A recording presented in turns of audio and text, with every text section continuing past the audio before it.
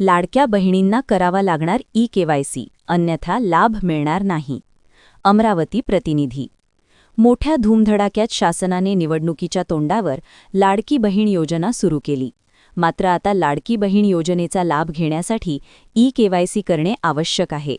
ही e-KYC न केल्यास लाडकी बहीण योजनेचा लाभ लाभार्थ्यांना घेता येणार नाही.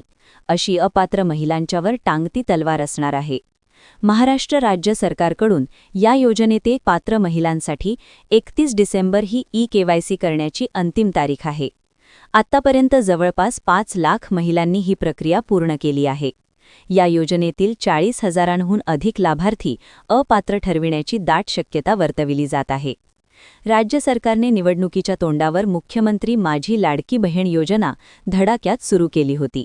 राज्याच्या विधानसभा निवडणुकीत सत्ताधारी पक्षाला याचा मोठा फायदा झाला होता. त्यानंतर ही योजना कायमस्वरूपी सुरू राहील असेही शासनाने जाहीर केले होते.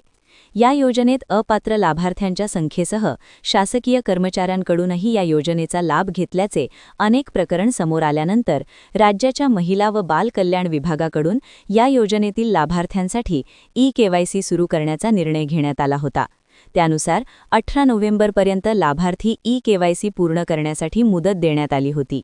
मात्र राज्यात अनेक ठिकाणी उद्भवलेल्या नैसर्गिक आपत्तीमुळे आणि इतर अनेक कारणे लक्षात घेऊन ही ई-केवायसीसाठी आता 31 डिसेंबर 2025 ही शेवटची तारीख असेल, असे सरकारने जाहीर केले. त्यामुळे आता मुख्यमंत्री माझी लाडकी बहीण योजनेत ई-केवायसी करण्यासाठी आता शेवटचा 1 आठवडा शिल्लक आहे.